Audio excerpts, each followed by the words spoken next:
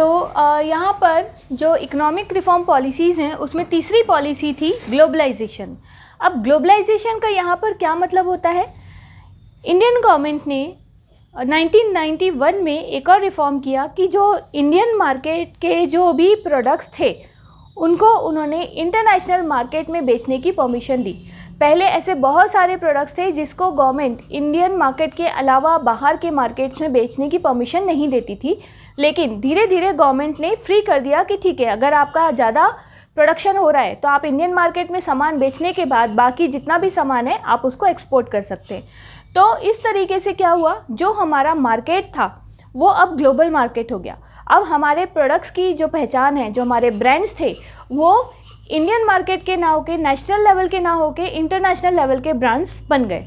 तो हमारी कंट्री के ऐसे बहुत सारे ब्रांड्स हैं जो अभी भी इंटरनेशनल लेवल पे चलते हैं, लाइक डाबर है, हल्दीराम है, बहुत सारी फार्मास्यूटिकल कंपनीज़ हैं, उनके हमारे बहुत सारे अलग अलग प्रोडक्ट्स हैं जो ऑल ओवर वर्ल्ड में बिकते हैं। अब देखिए यहाँ पर ग्लोबलाइजेशन में क्या क्या रिफॉर्म्स किए गए। तो पहला इसमें रिफॉर्म था इंक्रीज़ FDI। पहले क्या होता था, गवर्नमेंट फॉरेन डायरेक्ट इन्वेस्टमेंट यानी फॉरेन कैपिटल को हमारे यहाँ जब इन्वेस्ट किया जाता था तो गवर्नमेंट 40% से ज़्यादा इन्वेस्ट नहीं करने देती थी, क्योंकि उससे ज़्यादा अगर हम फॉरेन कैपिटल अपने यहाँ इन्वेस्ट करवाएंगे अपने यहाँ की कंपनीज़ में तो उससे ऑनरशिप ट्रांसफ़र होने का डर रहता था।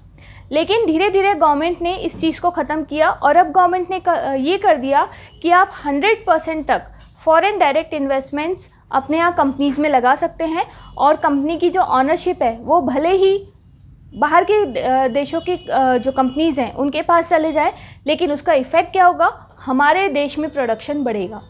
तो इसके लिए गवर्नमेंट ने फॉरेन डायरेक्ट इन्वेस्टमेंट्स को बढ़ावा दिया। नेक्स्ट उन्होंने रिफॉर्म किया इंक्रीज़ इंपोर्ट्स एंड एक्सपोर्ट। ये बहुत बड़ा रिफॉर्म था। पहले गवर्नमेंट इंपोर्ट और एक्सपोर्ट्स पे रिस्ट्रिक्शंस लगाती थी, हम एक लिमिट से ज़्यादा ना तो एक्सपोर्ट कर सकते थे और इंपोर्ट्स की तो बहुत ज़्यादा लिमिट थी। अब गवर्नमेंट ने क्या किया, धीरे धीरे एक्सपोर्ट्स को पूरी तरीके से फ्री कर दिया। गवर्नमेंट ने एक्सपोर्ट के ऊपर लगाए जाने वाले बहुत सारे टैक्सेस एंड टैरिफ्स उसमें गवर्नमेंट ने रियायत दी, उसमें कमी की। इसी तरीके से गवर्नमेंट ने एक्सपोर्ट को इजी बनाने के लिए बहुत सारे फैसिलिटीज़ अलग अलग कंपनीज़ को प्रोवाइड की। इवन गवर्नमेंट ने बहुत सारे ऐसे जोन्स बनाए जहां पर स्पेशली प्रोडक्ट्स बनाए जाते थे इंपोर्ट और एक्सपोर्ट करने के लिए। तो इस तरीके से जब इंपोर्ट और एक्सपोर्ट्स को गवर्नमेंट ने बढ़ावा दिया तो उससे हमारे प्रोडक्ट्स जो हैं वो सिर्फ नेशनल मार्केट में ही नहीं बल्कि इंटरनेशनल मार्केट में भी बहुत ज़्यादा पॉपुलर हो गए। ठीक है। एंड तीसरा है अट्रैक्ट MNCs। गवर्नमेंट ने ये एक बहुत बड़ा काम किया। पहले हम बाहर की कंपनीज़ को अपने यहाँ एंटर नहीं करने देते थे, मल्टीनेशनल कंपनीज़ हमारे यहाँ काम नहीं कर सकती थी, लेकिन धीरे धीरे गवर्नमेंट ने इस चीज़ को ख़त्म किया और उन्होंने ये कर दिया कि अब फॉरेन की जो कंपनीज़ हैं वो अपनी ब्रांचेस या अपने ऑफिस इंडिया में खोल सकते हैं। और इसी के कारण आप देखेंगे कि बहुत सारे IT सेक्टर की कंपनीज़ जो हैं उनके ऑफिसेज जो हैं वो इंडिया में ओपन हुए और उसमें सारे इंडियंस जो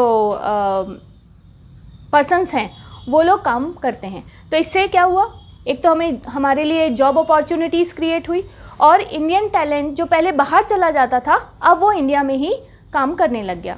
तो MNCs के आने से ये फ़ायदा हुआ, एक तो ये फ़ायदा हुआ कि हमारे यहाँ जॉब अपॉर्चुनिटीज़ बढ़ी। दूसरी चीज़, MNCs के आने से बहुत सारे फॉरेन प्रोडक्ट्स जो पहले हमारे मार्केट में अवेलेबल नहीं थे अब वो इंडियन मार्केट में अवेलेबल हो गए।